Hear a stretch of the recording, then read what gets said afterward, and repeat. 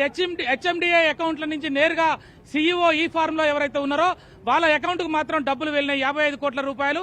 నేటి వరకు ఆ డబ్బులు అట్లనే ఉన్నాయి. ప్రభుత్వం వాటిని రికవరీ చేయలేదు. మిస్అప్రాప్రియేషన్ అనే funds without approval of the cabinet అని చెప్పేసి, లేకపోతే ఫైనాన్షియల్ ఇర్రెగ్యులారిటీస్ అని చెప్పేసి, లేకపోతే ఇంకా కొన్ని అంశాల మీద వాళ్ళు మాట్లాడుతూ ఉన్నారు. కానీ ఇది పూర్తిగా పొలిటికల్ వెండెట్టా. కేటీఆర్ ఇందులో లంచం ఇచ్చినోడు కానీ లంచం తీసుకున్నోడు కానీ లేకపోతే అక్కడ ప్లేస్ ఆఫ్ అఫెన్స్ లో దొరికిన అంశాలు లేవు.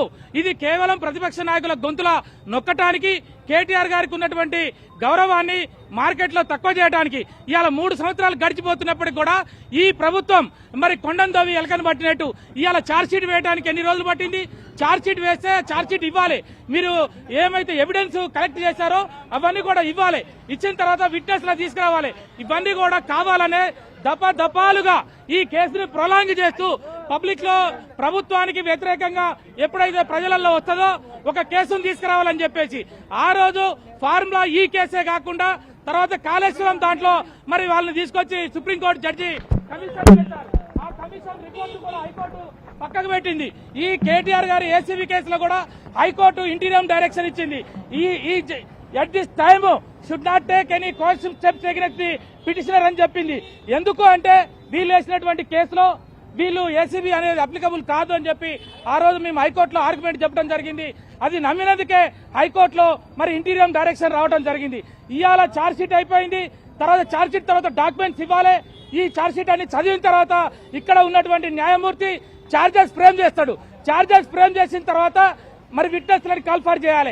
విట్నెస్లు వచ్చి వాళ్ళు చెప్పిన తర్వాత వాళ్ళని మీకు క్రాస్ చేస్తాం. వాళ్ళ దగ్గర ఏం డాక్యుమెంట్స్ ఉన్నాయి, అవన్నీ నిజమైనయా తప్పుడు అనేది మేము తేలుతాం. ఆ రోజు తేల్చిన తర్వాత after hearing the both sides arguments అప్పుడు జడ్జిమెంట్ ఇస్తాడు. అప్పటి వరకు మాత్రం ఏం జరగదు అని చెప్పేసి హైకోర్టు ధర్మాసనం ఇచ్చింది. కాబట్టి ఈ రోజు మేము కాస్ట్ పిటిషన్ కూడా రేపు మూవ్ చేయబోతా ఉన్నాం.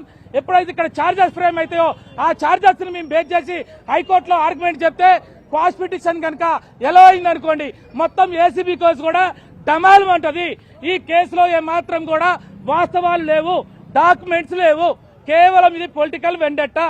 ఒక వ్యక్తుల్ని పార్టీ నాయకుడిగా ఉన్నాడు కాబట్టి, వర్కింగ్ ప్రెసిడెంట్ గా ఉన్నాడు కాబట్టి, రేపు కాబోయే ముఖ్యమంత్రి కాబట్టి ఏదో ఒక రకంగా తప్పుడు కేసులు బనాయించి ఫోన్ ట్యాంపరింగ్ అని మరి లేకపోతే ఈ ఫార్ములా అని లేకపోతే ఇంకో కేసు అని చెప్పేసి చేస్తారు. కానీ 3 సంవత్సరాల నుంచి ఏ కేసులో కూడా ఒక్క సాక్ష్యం కూడా లేకుండా ఈ రోజు వేధింపు చర్యలకి పాల్పడతా ఉన్నది ఈ ప్రభుత్వం. ముఖ్యమంత్రి, ఈ ప్రభుత్వ పెద్దలు ఇప్పటికైనా మీరు బుద్ధి తెచ్చుకొని మీ దగ్గర ఏమైనా ఉంటే మేము సిద్ధంగా ఉన్నామని చెప్పి కేటీఆర్ గారు దపదపాలుగా చెప్తా ఉన్నాడు. కానీ